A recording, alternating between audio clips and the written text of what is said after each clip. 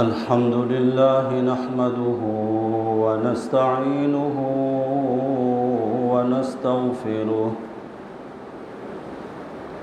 ونستغفره ونؤمن به ونتوكل عليه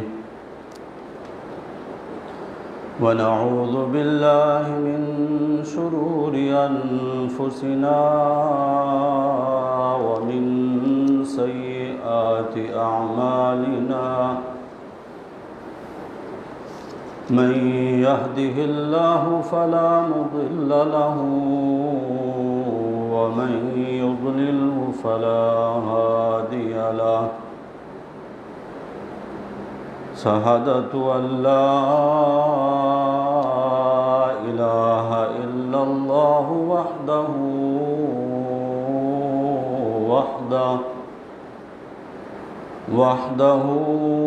لا شريك له وأشهد أن محمدًا عبده ورسوله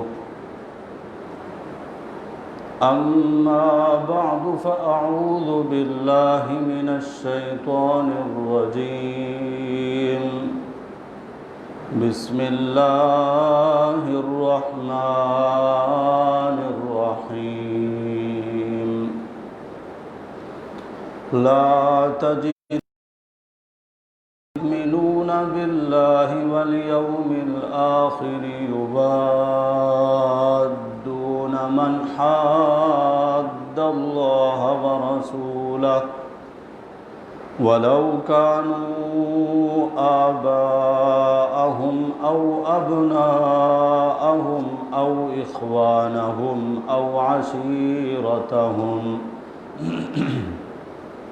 أولئك كتب في قلوبهم الإيمان وأيدهم بروح منه ويدخلهم جنات تجري من تحتها الأنهار خالدين فيها رضي الله عنهم ورضوا عنه أولئك حزب الله ألا إن حزب الله هم المفلحون صدق الله وصدق رسوله النبي الأمين الكريم ونحن على ذلك لمن الشاهدين والشاكرين والحمد لله رب العالمين اللهم صل على محمد وعلى آل محمد كما صليت على إبراهيم وعلى آل إبراهيم إنك حميد مجيد اللهم بارك على محمد وعلى آل محمد كما باركت على إبراهيم وعلى آل إبراهيم إنك حميد مجيد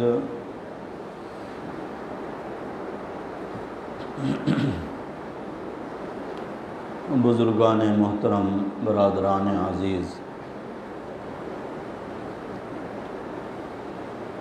محرم کے مہینے سے بھی پہلے اصحاب محمد الرسول اللہ صلی اللہ علیہ وسلم کا تذکرہ شروع کیا تھا۔ ربیع الاول کا مہینہ شروع ہو چکا ہے، ابھی تک ہمارا وہی موضوع چل رہا ہے۔ آج انشاءاللہ کوشش کروں گا کہ چند اصحاب کا ذکر کروں اور آئندہ جمعہ سے انشاءاللہ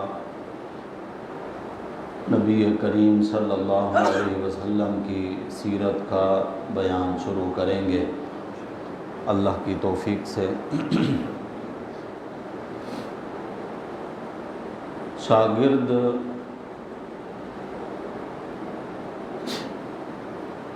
اگر کامیاب ہو اور خوبیوں والا ہو تو انسان کے اندر یہ تجسس پیدا ہوتا ہے کہ اس کے استاد کو دیکھا جائے کہ وہ کتنا باکمال ہوگا۔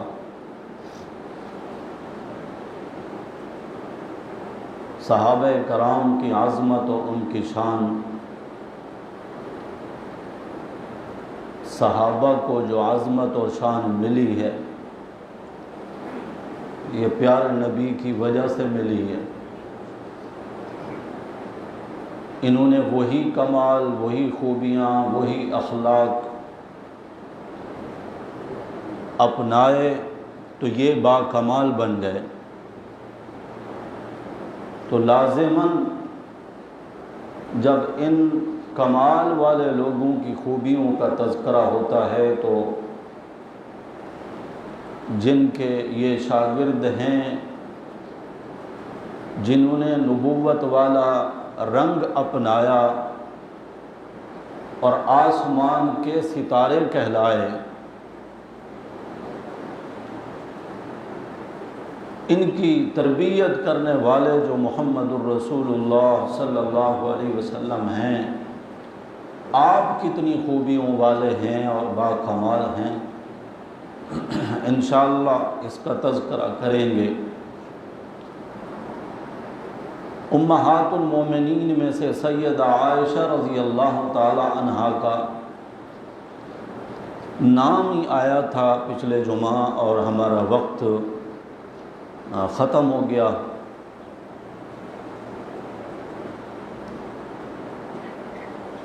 ویسے تو آپ کا بھی مشاہدہ ہے اور میں بھی دیکھتا ہوں، سننے والے چند لوگ ہی ہوتے ہیں جو اس کوشش میں، تجسس میں، فکر میں پہلے آتے ہیں اور چند باتیں سن لیتے ہیں، باقی تو اکثریت ان لوگوں کی ہوتی ہے جو صرف 2 رکعت ادا کرنے کے لیے۔ اللہ ان کو بھی توفیق دے۔ یہی تو راشن پانی ہوتا ہے ایک مومن کا، ایمان کی روحانی غذا جو ہفتے کے بعد وہ لے کے جاتا ہے اور اس کی بیٹری چارج ہوتی ہے، اور جن کو یہ سمجھ میں آتی ہے بات کہ واقعی ایمان والی بیٹری دین کی باتیں سننے سے چارج ہوتی ہے، وہ اظہار بھی کرتے ہیں ہمارے سامنے، ہمیں آ کے بتاتے ہیں۔ سیدہ عائشہ رضی اللہ تعالی عنہا نبی کریم صلی اللہ علیہ وسلم کے ساتھ آپ کا رشتہ بعد میں ہوا، اللہ نے ان کا انتخاب پہلے فرمایا۔ نبی کریم صلی اللہ علیہ وسلم کی زوجیت کے لیے اللہ نے ان کو چنا، اور حضور اکرم صلی اللہ علیہ وسلم شادی کے بعد حضرت عائشہ کو فرمایا کرتے تھے، کئی بار جبریل آپ کی تصویر ایک ریشمی لحاف کے اندر لپیٹ کر میرے پاس لائے اور مجھے دکھایا کہ اللہ نے آپ کے لیے اس لڑکی کا رشتہ پسند کیا۔ عائشہ تیری تصویر بار بار مجھے دکھائی گئی رب کی طرف سے، ہم نے آپ کے لیے اس کو پسند کیا ہے۔ حضرت عائشہ رضی اللہ تعالی عنہا نبی کریم صلی اللہ علیہ وسلم کی گھر کی زندگی سب سے زیادہ انہوں نے آگے امت تک پہنچائی ہے۔ خواتین میں جتنا دین کا علم اللہ نے حضرت عائشہ رضی اللہ تعالی عنہا کو عطا فرمایا۔ بڑے بڑے جلیل القدر صحابہ کرام جب کسی مشکل مسئلے میں پھنس جاتے تھے تو حضرت عائشہ سے وہ مسئلہ حل کروایا کرتے تھے۔ حضور اکرم صلی اللہ علیہ وسلم کے نکاح میں آنے والی حضرت عائشہ رضی اللہ تعالی عنہا حضور خود اللہ سے دعا کرتے کہ یا اللہ،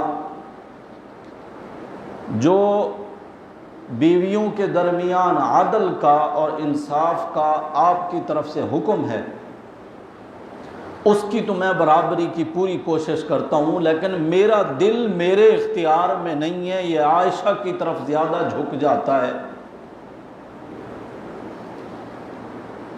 دل میرا میرے اختیار میں نہیں، راتیں برابری کی بنیاد پر تقسیم کرتا ہوں، اوقات برابری کی بنیاد پر تقسیم کرتا ہوں کیونکہ وہ میرے اختیار میں ہیں، مگر دل کا معاملہ میرے اختیار میں نہیں، میرے دل میں عائشہ کی محبت دیگر کی نسبت زیادہ ہے، اے اللہ اس میری کمی کو معاف کر دینا۔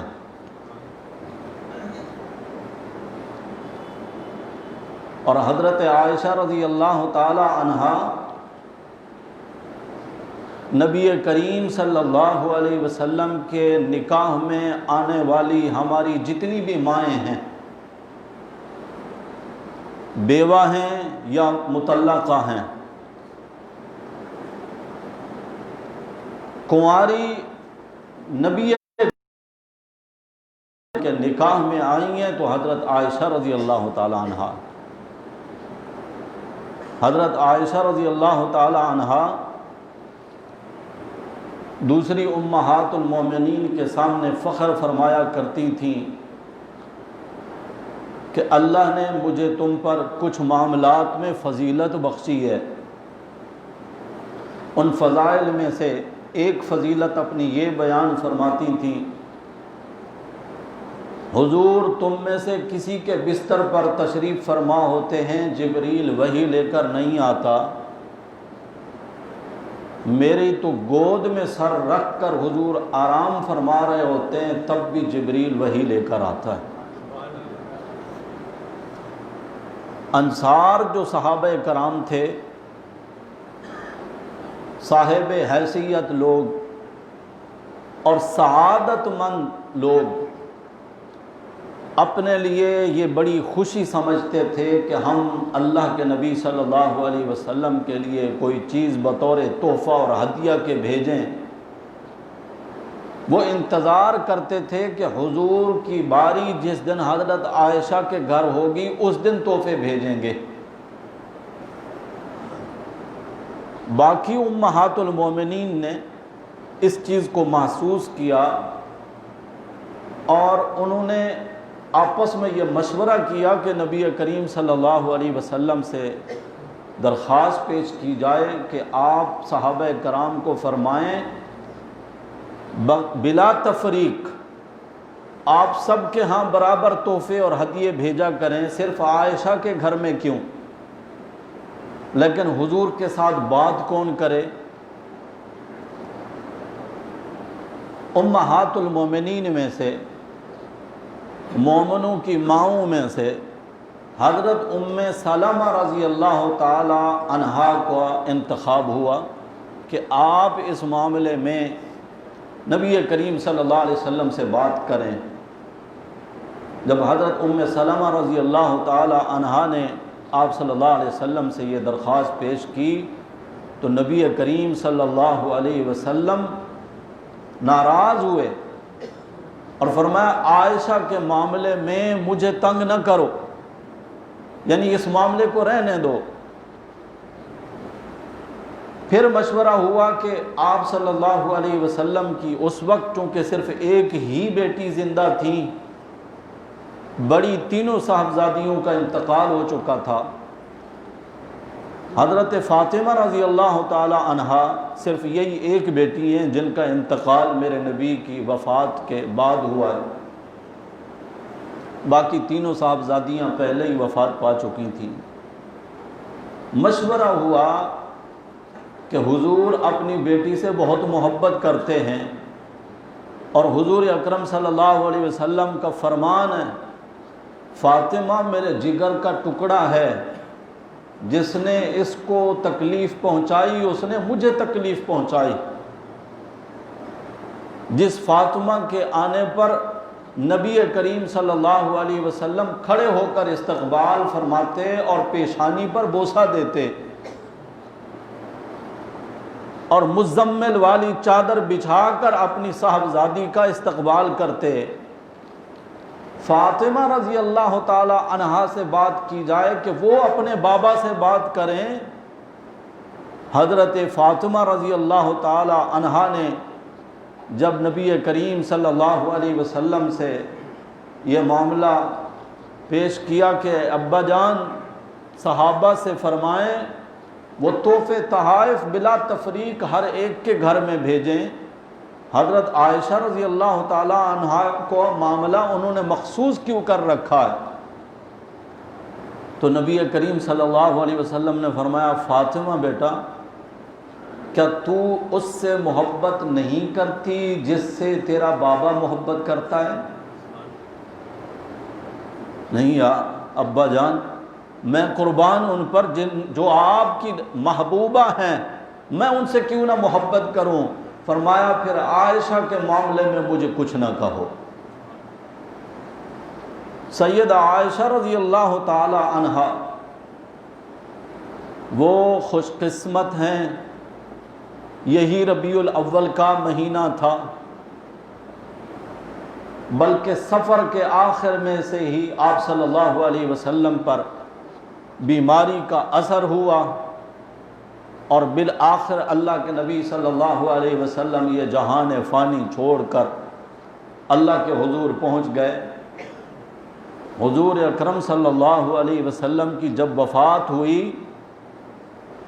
تو باری کا دن حضرت عائشہ کا ہے، حضور حضرت عائشہ کے گھر میں ہیں، اور نبی کریم صلی اللہ علیہ وسلم نے بین نہری و سحری، حضرت عائشہ صحابہ کرام کو بتاتی ہیں، حضور نے میرے سینے کے ساتھ ٹیک لگا رکھی تھی، میری ٹھوڑی اور سینے کے درمیان آپ کا سر مبارک تھا۔ اس حال میں نبی کریم صلی اللہ علیہ وسلم نے آسمان کی طرف شہادت کی انگلی بلند فرمائی، اللہم بالرفیق الاعلی، اللہ وہ اعلیٰ رفاقت چاہیے اب، اور پیارے نبی صلی اللہ علیہ وسلم کی روح پرواز کر گئی۔ حضور کی وفات حضرت عائشہ کی گود میں، حضرت عائشہ کے گھر میں، اور حضرت عائشہ رضی اللہ تعالی عنہا وہ چادریں نکال کر لے آئیں صحابہ کرام کے سامنے، جن چادروں میں آپ صلی اللہ علیہ وسلم اس وقت لپٹے ہوئے تھے اور آپ کی روح پرواز کر گئیں۔ حضرت عائشہ فرماتی ہیں جب حضور کی روح انور جسم مبارک کو چھوڑ کر جانے لگی، جو خوشبو میں نے اس وقت محسوس کی، میں نے آپ صلی اللہ علیہ وسلم کے پاس ہدیے میں آنے والی ملکوں کی خوشبوئیں سونگھی ہیں، مگر اس جیسی خوشبو میں نے آج تک نہیں سونگھی۔ اور جہاں میرے نبی صلی اللہ علیہ وسلم کا مدفن ہوا، قبر اطہر بنی، یہ کس کا گھر ہے؟ حضرت عائشہ رضی اللہ تعالی عنہا کا، انہی کا کمرہ، انہی کا حجرہ، انہی کا گھر۔ حکم یہ تھا کہ نبی کا جہاں انتقال ہوتا ہے وہیں ان کو دفن کیا جاتا ہے، جس جگہ آپ کی چارپائی مبارک رکھی تھی اسی کو ہٹا کر وہیں قبر مبارک بنائی گئی، اور پیارے نبی صلی اللہ علیہ وسلم کو وہیں دفن کیا گیا۔ حضرت عائشہ رضی اللہ تعالی عنہا نبی کریم صلی اللہ علیہ وسلم کی وفات کے بعد اسی حجرہ میں قیام پذیر رہیں، حضور کی قبر انور کے ساتھ قیام پذیر رہیں۔ وہ کسی نے بہت عمدہ انداز میں اس کا نقشہ کھینچا نا کہ تو جس مقام میں کبھی مکیں تھی خدا نے جنت بنا دیا ہے، بنا کے جنت خدا نے اس میں حبیب اپنا سلا دیا ہے۔ ما بین بیتی و منبری روضۃ من ریاض الجنہ۔ حضور اکرم صلی اللہ علیہ وسلم فرماتے ہیں میرا منبر، میرا گھر، اس کے درمیان کا یہ جو ٹکڑا ہے روضۃ من ریاض الجنہ، یہ جنت کے ٹکڑوں میں سے ایک ٹکڑا ہے۔ آپ دیکھتے نہیں ہیں مدینہ منورہ جانے والے کتنا تڑپ کے ساتھ اور بڑی جستجو اور کوشش کے ساتھ اور گھنٹوں انتظار کر کر کے کوشش کرتے ہیں کہ ہم بھی اس جنت کے ٹکڑے میں جا کر سجدے کر کے آئیں۔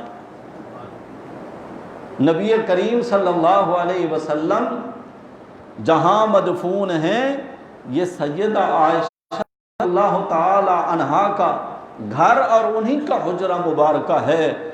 آپ صلی اللہ علیہ وسلم کا آخری مدفن اور جنت کا یہ ٹکڑا یہ بھی حضرت عائشہ کا مقدر ہے۔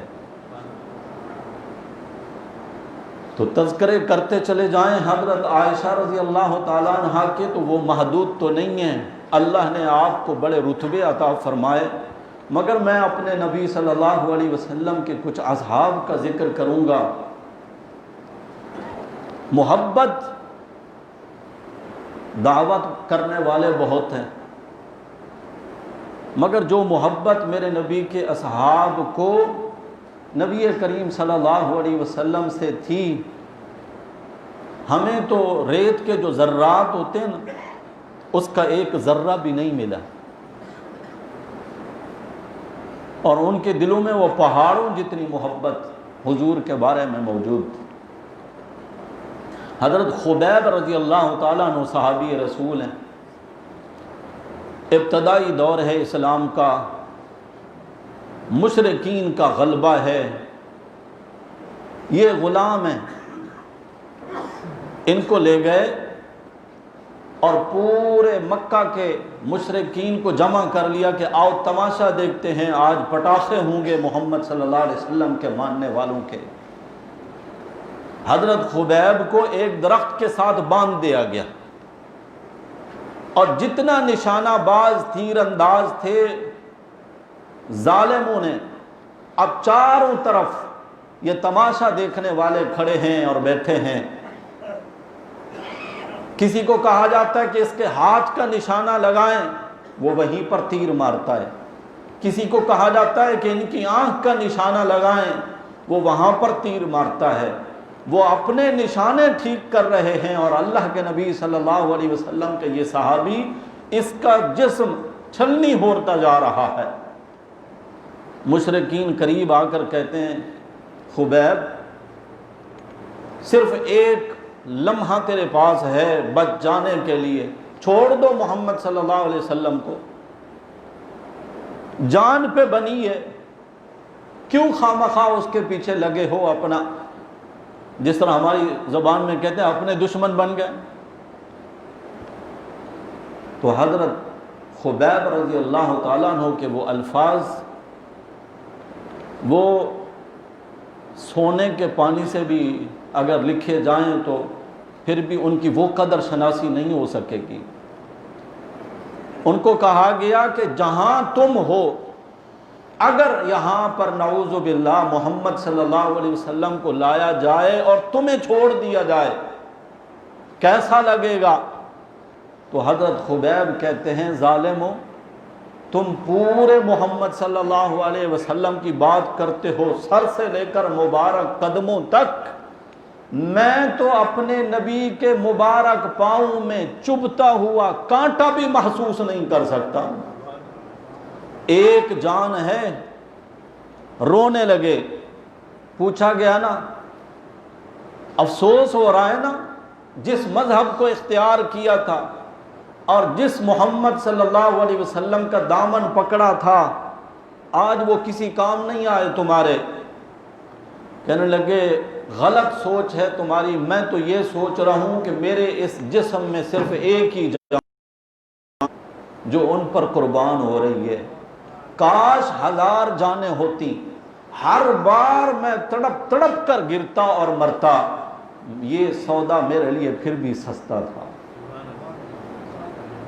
عشرہ مبشرہ صحابہ کرام میں ایک نمایاں نام ہے حضرت ابو عبیدہ رضی اللہ تعالی عنہ کا۔ کسی علاقے کے صحابہ کرام کو زکوٰۃ وصول کرنے کے لیے حضور نے فرمایا تھا کہ میں تمہارے پاس اپنی امت کا سب سے بڑا امین شخص بھیجوں گا، اور وہاں بھیجا حضرت ابو عبیدہ رضی اللہ تعالیٰ عنہ۔ ان کو کہا جاتا ہے امین الامت، اس امت کا سب سے بڑا امانت دار اور امین۔ حضرت ابو عبیدہ رضی اللہ تعالیٰ عنہ وہ خوش قسمت صحابی ہیں، غزوہ احد میں حضور کے ساتھ جنگ میں شریک ہیں۔ آپ صلی اللہ علیہ وسلم زخمی ہو گئے، سر مبارک زخمی ہے۔ آپ نے جو وہ لوہے کا خود اور ٹوپی پہنی ہوئی تھی جو جسم کو زخموں سے بچانے کے لیے جنگی لباس تھا،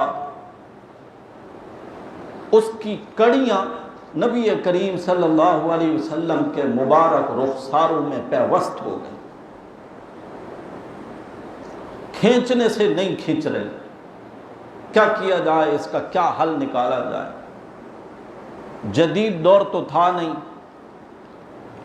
کہ آپریشن کرنے کے لیے سن کر دیا جائے۔ ہر صحابی تڑپ رہا ہے کہ اللہ کے نبی صلی اللہ علیہ وسلم تکلیف میں ہیں، اس تکلیف کا ازالہ کیسے کیا جائے؟ بیان کرنے والے یہ تو بیان کر دیتے ہیں کہ حضور اکرم صلی اللہ علیہ وسلم کے 2 مبارک دانت شہید ہوئے، اپنی جگہ سے ہل گئے تھے، گرے نہیں تھے۔ یہ بات ذہن میں رکھیے گا، دانت اگر گر جاتے یہ عیب تھا میرے نبی کی ذات میں، اور اللہ نے پیارے نبی صلی اللہ علیہ وسلم کو بے عیب پیدا فرمایا، اور بے عیب ہی رہے اور بے عیب ہی اس دنیا سے تشریف لے گئے۔ کہتے ہیں کہ حضرت اویس قرنی رحمت اللہ علیہ نے یہ بات سنی کہ حضور کے دانت ٹوٹ گئے ہیں، تو انہوں نے اپنے دانت توڑ دیے، پھر ایک توڑا، پھر سوچا کہ پتہ نہیں یہ ٹوٹا ہوگا یا دوسرا، تو پھر دوسرا توڑا، اور پھر 32 دانت ہی توڑ دیے۔ یہ کہانی بنائی کس لیے؟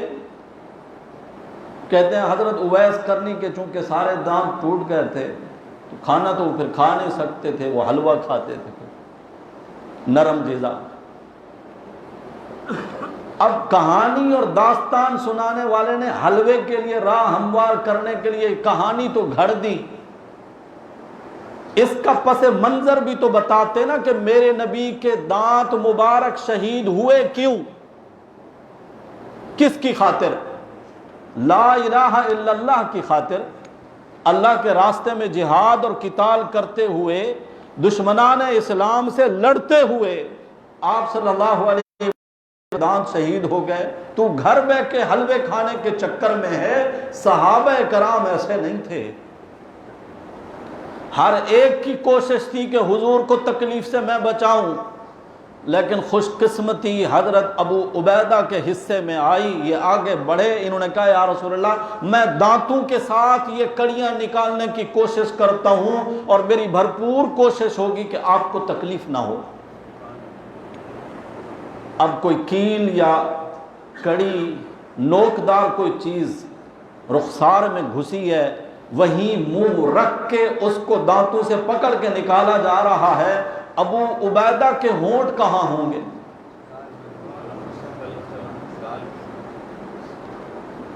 وہ بوسے لے رہے، کڑی تو کھینچ لی لیکن ابو عبیدہ کا ایک دانت ٹوٹ گیا۔ صحابی نے کہا تیرا دانت ٹوٹ رہا تھا، تجھے درد ہو رہا تھا، چھوڑ دیتا۔ حضرت ابو عبیدہ کہتے ہیں میں نے درد کی طرف متوجہ کہاں تھا، میں تو یہ سوچ رہا تھا کہ یہ چند لمحے میرے ہونٹ ہیں، حضور کے رخسار ہیں۔ دوسری کڑی نکالنے کے لیے پھر منہ رکھا، کڑی دوسری بھی نکال لی، ابو عبیدہ کا دانت دوسرا بھی ٹوٹ گیا۔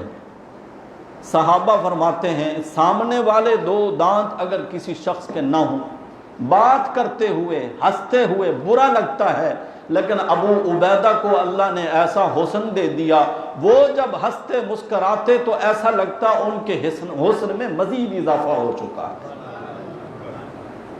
حسن دینا، بدصورتی دینا، اچھا لگانا، یہ تو اللہ کے اختیار میں ہے۔ یہ حضرت ابو عبیدہ رضی اللہ تعالی عنہ، حضور اکرم صلی اللہ علیہ وسلم نے 300 صحابہ کرام پر ان کو امیر بنایا، ایک قافلہ اور ایک لشکر ترتیب دیا دشمنان اسلام سے لڑنے کے لیے۔ فلاں مقام پر پہنچنا ہے تم نے، اگر وہ لوگ مل جائیں تو ان سے جہاد کرنا۔ کتنے صحابہ ہیں؟ 300۔ ایک تھیلا کھجوروں کا زاد راہ نبی کریم صلی اللہ علیہ وسلم نے ان کو عطا فرمایا، یہ لے جاؤ، یہ تمہاری غذا ہے، یہ کھانا پینا، اس کے علاوہ کچھ بھی نہیں۔ اس لشکر میں جو صحابہ ہیں، حضرت جابر رضی اللہ تعالیٰ عنہ فرماتے ہیں ایک دانہ کھجور کا ملتا تھا ہر ایک کو صبح۔ سننے والا شاگرد کہتا ہے گزارا کیسے ہوتا؟ تو کہتے ہیں سارا دن بس وہ گٹھلیاں ہی چوستے رہتے، وہ ایک گٹھلی جو منہ میں ہے بس اس کو چوستے رہتے، درختوں کے پتے جھاڑ کے وہی چبا کر پیٹ بھر لیا کرتے تھے۔ یہ اتنی مشقتیں صحابہ کیوں برداشت کر رہے تھے؟ حضور نے پیچھے ڈنڈے والی فوج لگا رکھی تھی، محبت رسول، حضور کا حکم سر آنکھوں پر، سب کچھ چلا جائے کوئی نقصان نہیں، ایمان میں اگر خسارہ آ جائے پھر کچھ بھی باقی نہیں رہے گا۔ یہ کہہ دینا بہت آسان ہے کہ حضور کی وفات کے بعد یہ لوگ دین سے پھر گئے تھے، جب مشقتوں میں تھے تب کیوں نہیں چھوڑا دین کو؟ معلوم ہوا بکواس کرنے والے کی بکواس ہے۔ میرے نبی کا ہر صحابی، ہر شاگرد، اللہ نے جن کے دلوں میں ایمان لکھا، جن کے ایمان کی گواہیاں اللہ نے دی ہیں، وہ ہمیشہ سرخرو رہے، اور قیامت کے دن وہ حضور کے حوض کوثر پر مالکانہ حقوق حضور کے پاس ہوں گے، پھر یہ میزبان بن کر آگے ساری امت کو پلا رہے ہوں گے انشاءاللہ۔ چلتے چلتے ساحل سمندر پہ پہنچے، کھانے کو کچھ نہیں، درختوں کے پتے کھا کر گزارے کرنے والے کہتے ہیں ہمیں دور سے ایک بہت اونچا ٹیلا نظر آیا، ٹیلا جس طرح ریت کا کوئی بہت بڑا ڈھیر لگا ہوتا ہے۔ قریب جا کر دیکھا تو وہ اتنی بڑی مچھلی تھی، عنبر نامی مچھلی، مسلم شریف میں یہ حدیث ہے، تفصیلی پورا واقعہ ہے۔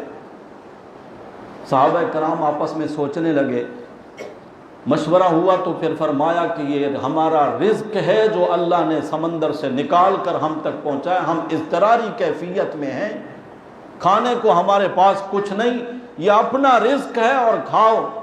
اور جس قافلے کا انتظار تھا اس کا انتظار بھی کرنے لگے، وہیں پڑاؤ ڈالا۔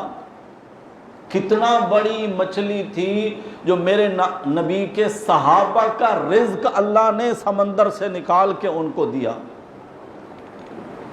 سنیں گے 300 صحابہ کرام 1 مہینہ تک اس کا گوشت کھاتے رہے۔ آپ کو پتہ ہونا چاہیے 300 بندے کے لیے 3 اونٹ ذبح کرنے پڑتے ہیں ایک وقت کے کھانے کے لیے، اور یہاں 1 مہینہ تک 300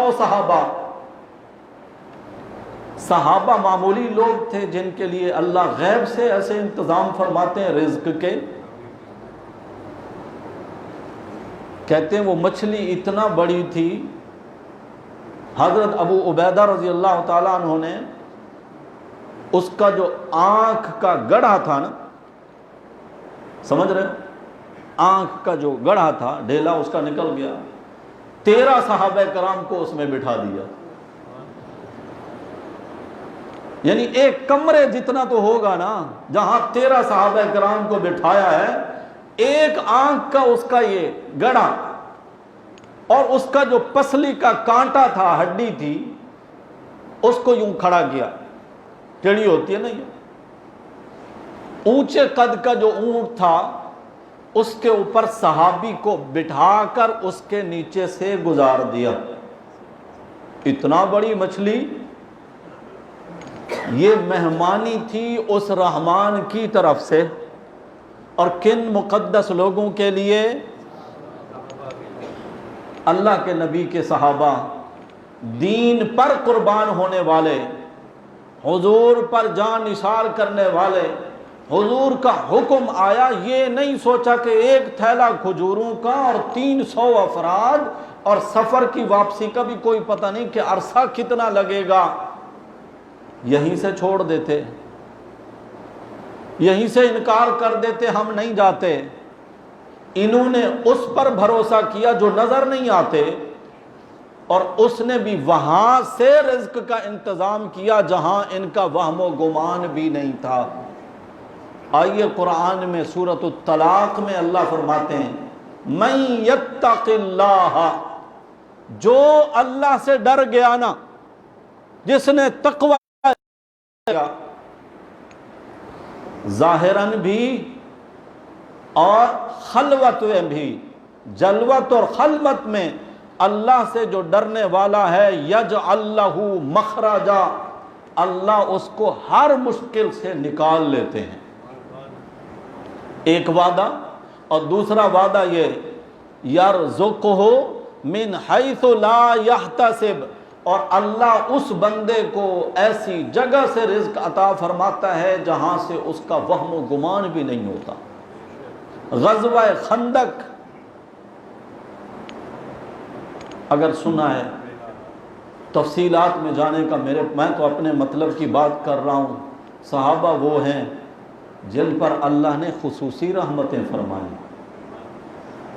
سورہ توبہ میں اللہ فرماتے ہیں، لقد تاب اللہ علی النبی والمہاجرین، میرے پاس جو رحمت کا بھرا ہوا برتن تھا نا، اور میں نے یوں پلٹ دیا، نبی پر بھی، مہاجرین پر بھی اور انصار پر بھی، ایک ہی لفظ میں اللہ نے بیان کیا، علی النبی والمہاجرین والانصار، برکتوں والا برتن ایک دم پلٹ دیا میں نے، رحمتوں والا برتن ایک دم پلٹ دیا، نبی پر، صرف نبی پر نہیں، من المہاجرین والانصار، مہاجرین صحابہ ہجرت کرنے والے، انصار ان کی مدد کرنے والے، فرمایا برکتیں اور رحمتیں ہم نے ان کو عطا فرما دی۔ خندق کی کھدائی ہو رہی ہے، شدید سردی کا موسم ہے، قحط سالی پڑی ہوئی ہے۔ مطالعہ رکھنے والے احباب کو پتہ ہے سردیاں تھیں، قحط سالی کیوں تھی؟ مدینے والوں کا گزر بسر تو کھجوروں کے اوپر تھا، یہی باغات تھے، غلہ اناج تو وہاں ہوتا ہی نہیں تھا، اور سردیوں کا موسم کھجوروں کا موسم نہیں ہوتا۔ گرمیوں میں تو بہتات ہوتی ہے، ان کے پاس کھجوریں ہیں بہت سارے، ڈھیر لگے ہوئے ہیں، سردیوں تک تو وہ بک جاتی، بیچ دیتے، ضروریات میں استعمال ہو جاتی۔ صحابہ کہتے ہیں ہم نے دیکھا اللہ کے نبی صلی اللہ علیہ وسلم کے پیٹ مبارک پر، ایک صحابی نے اپنے پیٹ پر ایک پتھر باندھا ہوا ہے، اور حضور کو دکھا رہے ہیں، دیکھیں یا رسول اللہ 3 دن ہو گئے کچھ نہیں کھایا میں نے۔ آپ صلی اللہ علیہ وسلم نے اپنا کرتا مبارک اوپر کر کے بتایا تو وہاں 2 پتھر باندھے ہوئے۔ پتھر کیوں باندھتے ہیں؟ پتھر کی تاثیر یہ ہے کہ اس میں ٹھنڈک ہوتی ہے، معدے کو اگر ٹھنڈک ملتی رہے تو بھوک کا احساس کم ہوتا ہے۔ دوسرے یہ کہ کمر کو سیدھا رکھنے کے لیے بھی پتھر کام آتے، اس لیے حضور نے 2 پتھر باندھے۔ جب حضور نے یہ منظر دکھایا نا، حضرت جابر برابر کھڑے دیکھ رہے تھے، برداشت نہیں ہوا، اجازت طلب کی، یا رسول اللہ مجھے اجازت دیں، گھر سے ہو کر آتا ہوں میں۔ گھر آئے، بیوی سے کہنے لگے اللہ کی قسم میں نے حضور کا یہ مشاہدہ آج کیا ہے نا میری زندگی میں سمجھتا ہوں کہ بہت مشکل یہ وقت ہے، گھر میں ہے کچھ کھانے پینے کو؟ بیوی کہتی ہے 1.5-2 किलो जितना जौ पड़े हुए हैं, और ये छोटा सा बच्चा है बकरी का और कुछ भी नहीं है। हज़रत जाबिर ने वो बकरी का बच्चा ज़िबा किया, बनाया, गोश्त तैयार किया और बीवी से कहने लगे कि तुम जल्दी से चक्की में जौ पीसो, मैं अल्लाह के नबी सल्लल्लाहु अलैहि वसल्लम को बुला के लाता हूँ। कितने अफराद के लिए खाना हो जाएगा? बीवी ने कहा अगर 6 सहाबा कराम हूँ तो 7वें हुजूर हो जाएंगे, या 5 सहाबा हूँ तो 6ठे हुजूर हो जाएंगे, यानी 6-7 अफराद का खाना है, इससे ज़्यादा नहीं। और ख़्याल करना सरगोशी में हुजूर को बताना, क्योंकि जो हुजूर के साथ खंदक की खुदाई में सहाबा कराम शरीक हैं उनकी तादाद तो बहुत ज़्यादा। हज़रत जाबिर आए, एक तरफ हुजूर के ले गए, या रसूलल्लाह खाने का कुछ इंतज़ाम किया है, आप तशरीफ़ ले चलें। हुजूर ने पूछा कितने अफराद का खाना? या रसूलल्लाह बस ये 6-7 अफराद का। आपने फरमाया जाओ घर, बीवी से कहिएगा रोटियां पका कर जिस बर्तन में टोकरे में रख रही हो उसके ऊपर कपड़ा दे देना, उनको देखना नहीं और उस टोकरे से रोटी निकालनी नहीं, और हांडी में से सालन नहीं निकालना, मैं खुद आकर हांडी का वो ढक्कन है खुद उतारूंगा और ये सब मैं खुद करूंगा। और हुजूर ने ऐलान फरमा दिया चलो भाई सारे खंदक वाले, आज जाबिर ने तुम्हारी दावत की है।